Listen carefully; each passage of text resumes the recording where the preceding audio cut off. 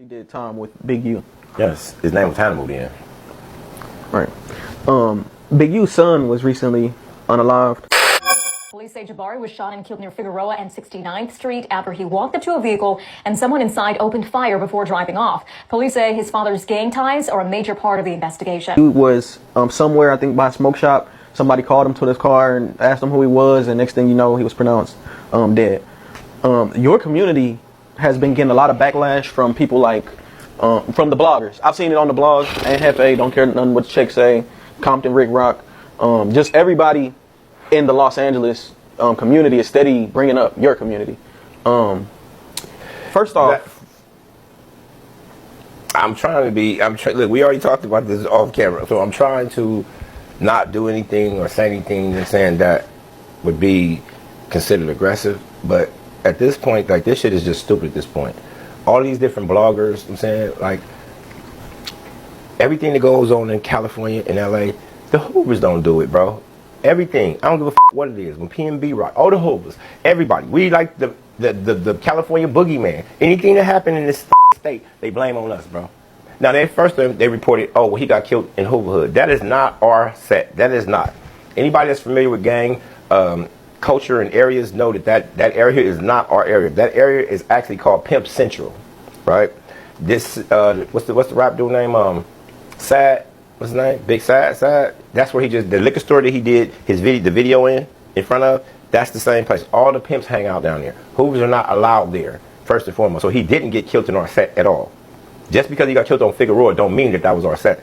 Even though we got a nice little stretch of set that a stretch of land that on Fig that do run through our community, that section right there is not ours. 62nd in Figueroa, I believe. It was 69th in Figueroa. Now, for anybody that knows those areas, know that there's a lot of P and Hing going on. I learned that from my boy at Hefe. I'm trying to get media trained, you know what I mean? So, yeah, but that's what's going on in those areas, and that specifically in that area. And in that area, there are all the gangs that don't get along with Hoover. This is where the crypt utopia at. If you are a gang member and you want to be a P, or you got some H's, I'm getting it, right? I mean, if that's what you're into and you're not a Hoover, you're welcome there. That's, what is it? They even got a little clique of pimps down there. You know what I'm saying? So he didn't get killed in Hoover Hood at all. And being the fact of surrounding the facts that he walked to the car before he was shot, that leads me to believe that he knew the persons or the people. Now, being that this individual, Big Huey, I'm saying, I've heard of him, I'm saying, a few homies, I'm saying, my young nephews and shit, they know who he is, I'm saying, he's somebody to be respected. So if someone would call you to the car in the middle of the night, you would only walk to that car if you knew who that person was. You don't Figueroa. He wasn't a prostitute, so why would somebody call him to the car?